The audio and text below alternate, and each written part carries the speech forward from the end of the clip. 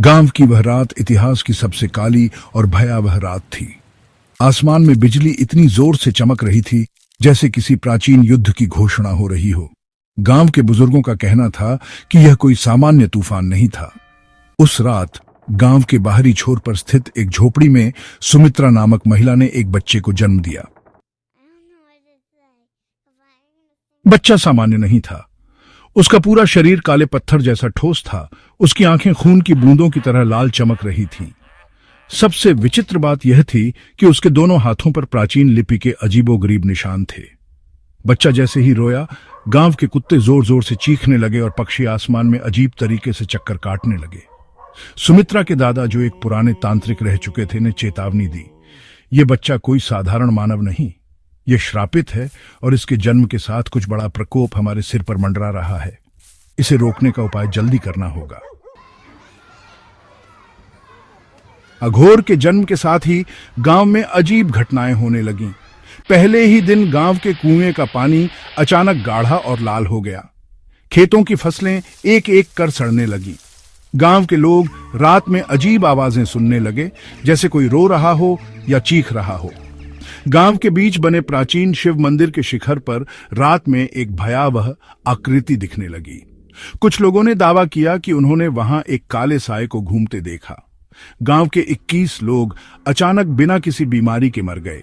उनके शरीर ऐसे थे जैसे किसी अदृश्य आग से जलकर राख हो गए हों। गांव वालों को यकीन हो गया कि इन सब का कारण सुमित्रा का बेटा अघोर ही है। सुमित्रा ने अपने बच्चे के अजीब व्यवहार पर ध्यान देना शुरू किया। वह देखती कि अघोर रात में अपने आप जाग जाता और हवा में किसी से बातें करता। उसके पास जाते ही सुमित्रा के शरीर पर जलने के निशान उभर आते। एक रात उसने देखा कि अघोर के कमरे में अजीब काली धुंध तैर रही है और उसमें से अजीब सी फुसफुसाने वाली आवाजें आ रही हैं। डरी हुई सुमित्रा ने गांव के सबसे बुजुर्ग व्यक्ति से मदद मांगी। उन्होंने कहा, यह बच्चा निशाचर आत्माओं के श्राप का परिणाम है। इसे रोकने के लिए एक विशेष तांत्रिक की आवश्यकता होगी, वरना यह गांव पूरी तरह नष्ट हो जाएगा। सुमित्रा ने एक गहरे जंगल में रहने वाले रहस्यमय तांत्रिक भैरवनाथ को बुलाने का फैसला किया। भैरवनाथ के बारे में कहा जाता था कि उसने कई श्रापित आत्माओं और प्रेतों को पराजित किया है। भैरवनाथ गांव पहुंचते ही बोले, यह बच्चा श्राप का केंद्र है। यह कोई साधारण श्राप नहीं, बल्कि प्राचीन निशाचर आत्माओं द्वारा दिया गया श्राप है। इन आत्माओं ने हजारों साल पहले पृथ्वी पर कहर बरपाया था, लेकिन उन्हें श्मशान की एक गुफा में बंद कर दिया गया। अब यह बच्चा उस गुफा का दरवाजा बन गया है। अगर इसे समय रहते नहीं रोका गया तो वे आत्माएं लौट आएंगी और पूरी पृथ्वी को नष्ट कर देंगी। भैरवनाथ ने कहा कि इसका उपाय केवल काली गुफा में एक विशेष तांत्रिक अनुष्ठान के जरिए किया जा सकता है। सुमित्रा ने हिम्मत जुटाई और अपने बेटे को लेकर काली गुफा की ओर यात्रा शुरू की। यह गुफा गांव से 3 दिन की दूरी पर थी और रास्ता घने जंगलों और खतरनाक पहाड़ियों से होकर गुजरता था। रास्ते में उन्हें कई कठिनाइयों का सामना करना पड़ा। हर रात उन्हें ऐसा महसूस होता जैसे कोई अदृश्य ताकत उनका पीछा कर रही हो। एक बार तो उनके सामने अचानक एक विशाल अजगर जैसा जीव आ गया। भैरवनाथ ने अपने मंत्रों से उस जीव को वश में किया।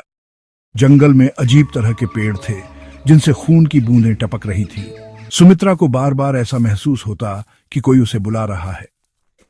तीसरे दिन वे काली गुफा पहुंचे। यह गुफा डरावनी और रहस्यमयी थी। गुफा का द्वार किसी दैत्य के खुले मुंह की तरह दिखता था।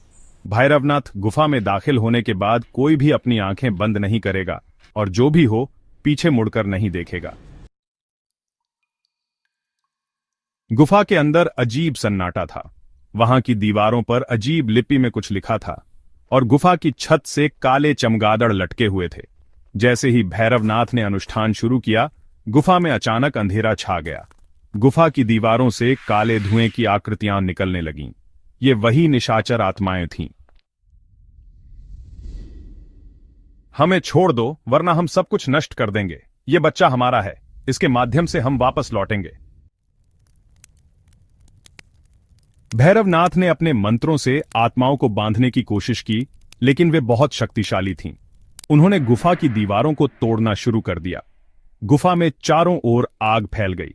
अपने बेटे को कसकर पकड़ते हुए, रोते हुए, अगर मेरा बलिदान मेरे बच्चे और इस गांव को बचा सकता है तो मैं तैयार हूं। यह श्राप तभी टूटेगा जब कोई अपने जीवन का सबसे बड़ा त्याग करेगा। सुमित्रा ने आत्माओं के सामने अपने प्राण त्याग दिए। उसकी आत्मा ने आत्माओं को शांत कर दिया और उन्हें गुफा में हमेशा के लिए कैद कर दिया। अघोर के शरीर से सभी अजीब निशान गायब हो गए। उसकी लाल आंखें सामान्य हो गईं। वह अब एक सामान्य बच्चे जैसा दिखने लगा। सुमित्रा के बलिदान ने न केवल उसके बेटे को बचाया, बल्कि गांव को भी विनाश से बचा लिया। अघोर को गांव ने अपनाया और भैरवनाथ ने उसे आत्माओं और तांत्रिक विधाओं की शिक्षा दी। अघोर बड़ा होकर एक महान तांत्रिक बना और उसने अपनी मां की कुर्बानी को कभी नहीं भुलाया। वह निशाचर आत्माओं की कहानियों और रहस्यों को सुलझाने में लग गया। अघोर की कहानी यहां खत्म नहीं होती। उसने अपने जीवन को श्रापित आत्माओं और प्राचीन रहस्यों को उजागर करने के लिए समर्पित कर दिया। लेकिन गुफा के अंदर कैद आत्माओं ने एक चेतावनी छोड़ी थी। यह केवल शुरुआत है। हमारा समय फिर आएगा।